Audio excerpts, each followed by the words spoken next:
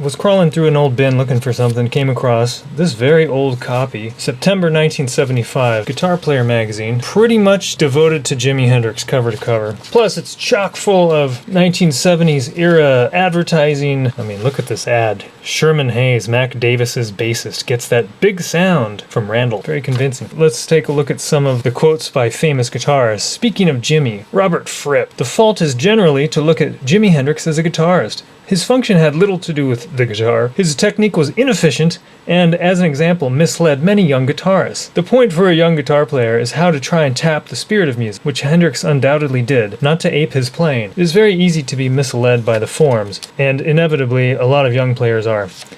Well, that's a very technical analysis by a very technical player. Exclusive interview that was never published for some reason. Here it all is. Let's see if there's anything good in here. I don't know. This is right before Hendrix died. He gave this interview, and it kind of gives you an idea for his state of mind. He wasn't super focused at this point and was kind of meandering around. And you can tell that by the recordings at that point. The big 3 albums that he did were Are You Experienced, Axis Bold as Love, and Electric Ladyland. And then there was the Band of Gypsies album, the live one that came out of the Fillmore East, something. Really fantastic playing on that album. And then everything else after that, you could tell it wasn't very innovative or anything. It was excellent playing, but you can kind of see here, he says, he's asked, "Are you still living with a lot of musicians at your house?" Jimmy: "No, I try to have some time by myself so I can really write some things. I want to do more writing." "What kind of writing?" "I don't know. Mostly just cartoon material. Make up this one cat who's funny, who goes through all these strange scenes. I can't talk about it now. You could put it into music, I guess, just like you can put blues into music." "Are you talking about long extended pieces or just songs?" "Well, I want to get into what you'd probably call pieces. Yeah, pieces behind each other to make movements or whatever you call it. I've been writing some of those, but like I was into writing cartoons mostly." So it's like, what is he even saying? It's Manny's, Jimmy's favorite shop. Anything that was new he bought, recalls Henry Goldrich. Henry should know he and his relatives in the family-owned business served Jimmy's equipment needs from 1964 until his death in 70. Though Jimmy obviously browsed in other music shops, the service and selection he found at Manny's 48th Street led him to establish an open charge account there. I'm sure. Here's another article. Jimmy's favorite guitar techniques. All the stuff we've all read before. John McLaughlin reminisces. He was just a guitar player. That's all he ever wanted to be. Johnny Winter. I was a Hendrix groupie. He was a Winter groupie. Johnny, Stephen Stills, and Jimmy jamming at a club called The Scene. Look at this Peavey ad. Look at this typeface. This is fantastic. Look at the young Larry Coryell. Look at this cat. Look at this guy. I mean, speaking of effects, Larry says here, he's talking about the wah-wah. He actually practiced with his wah-wah. It wasn't a gimmick. He was the first guy who got serious with it and spent hours practicing. So he was really the first guitar player to just kill it using the wah-wah.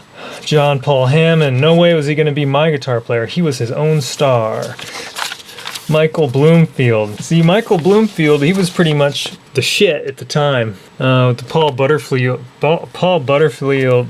Butterfield Blues Band. He even says it right here. The first time I saw Jimmy play, he was Jimmy James with the Blue Flames. I was performing with Paul Butterfield, and I was the hot shot guitarist on the block. I thought I was it. I'd never heard of Hendrix. Then someone said, "You got to see this guy with John Hammond." And he went right across the street and saw him, and he just burned him to death. Kudos from Les Paul. Bunch of old pictures, nothing new here. The story of the Jimi Hendrix archive. See, this is long before Paul Allen and anybody had any money to buy it all up and preserve it. Whether that was done correctly or not, who knows? Check this out. You can enter to win a free Hendrix-style Strat. Fender Strat, $440 value. Nothing to guess, nothing to write, nothing to buy. Just fill out the coupon. Here it is. Here, I'll hold it real still and maybe you can print that out and send it in. Enter as many times as you want. Don't forget the September 30th deadline. It's July 10th today, so I think we've got time. Lee Ritenour's done his usual transcription. What is this? A song called Beginnings, an unreleased Jimi Hendrix solo. I've got all these sound pages from all the old guitar player magazines. I got Steve Morris, Eric Johnson doing Cliffs of Dover. This is a really cool recording, Callie Rademacher. This is a very excellent and strange piece of guitar playing. Where is that? Chet Atkins, Kazumi Watanabe, John Schofield, Holdsworth's Devil Take the Hindmost. Steve Vai transcribed the whole thing, so there's the tab for it too. Robert Fripp, David Tronza, Bob Brosnan, Al Di Meola. something.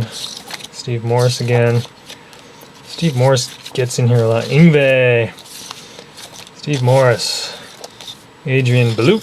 Michael Schutel. Stanley Jordan. Michael Hedges. Benjamin Verity. Jimi Hendrix Beginnings. I can't promise you how it's going to sound though. You can see right through it.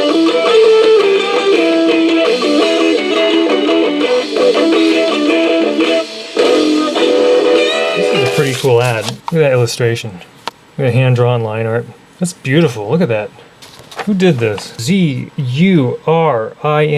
Zuring. Nice work. I bet you wish you hadn't gotten rid of that. Oh, this is really the reason why we're here. I don't know, I think a lot of the fun of this old magazine is the ads. Look at this thing. It's a slide rule for music. What is this thing?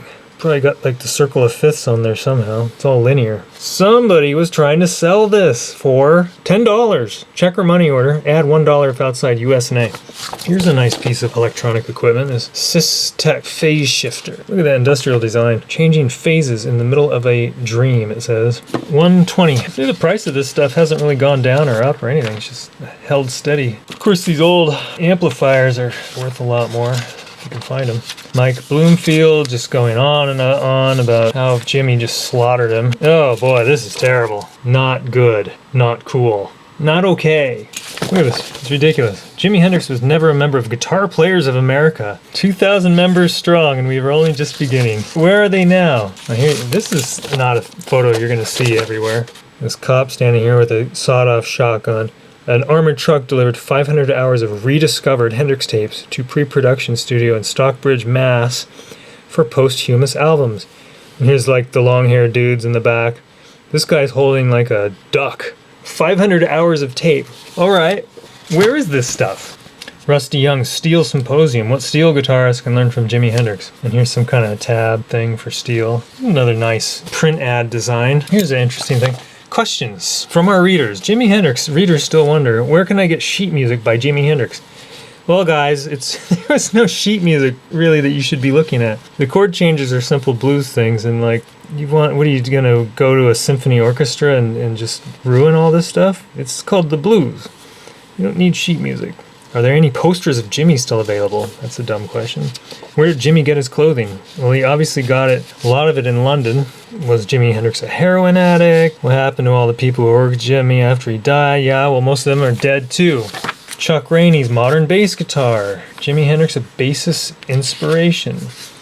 And what are we talking about here? I mean, a lot of these people, they were there. They weren't playing with him, but they were playing near him. So like this guy, Chuck Rainey's playing with King Curtis, while Jimmy was playing with Little Richard, if you can believe that. Pretty cool. Howard Roberts on jazz improvisation. Jimi Hendrix, a case in point. All these guys. Miles Davis even he wanted to jam with Jimmy. Just nobody could get it together. He says here, my feeling is that Jimmy's full musical capabilities were never realized, that he aspired to far greater things than were ever reflected by his career as we were led to know of it. That's probably true. I mean, obviously it was true. His first 3 albums were fantastic, and things kind of tapered off after that. But I'm telling you that Live at the Fillmore Band of Gypsies album is some of the most crazy guitar playing ever. Probably his best, in my opinion. Machine Gun. Go back... You're looking for sheet music, just sit down and learn Machine Gun. Get that under your fingers. Here's a good one. Bob Baxter, Easy Guitar Notebook. Jimi Hendrix, should he have played right-handed? This is like clickbait kind of a thing to say. Yeah, so Baxter says here, acid rock just doesn't get me high. Ever since I heard that electric guitar pickers had their teeth filled with 20 amp fuses, I chickened out. This is all about Jimi Hendrix, but I want to be sure you know I'm not an electric guitar fan, and Hendrix is not my natural main man. All right, man. It's cool. Baxter. Jimmy Stewart's done a little transcription of some of his favorite licks here. Jerry Hahn, Guitar Seminar, tabbed it all out for you. What are we talking about here? I think this is some Machine Gun stuff here. The Alembic Report. These guys make amps, and they had some kind of deal. You can tell though, like from the quality of this, they're just getting started. Subscribe right here. Here's the insert. There you go, the September 1975 guitar player featuring Jimi Hendrix with the sound page. That's Night Ranger. Jimmy smoked up quite a few op amps.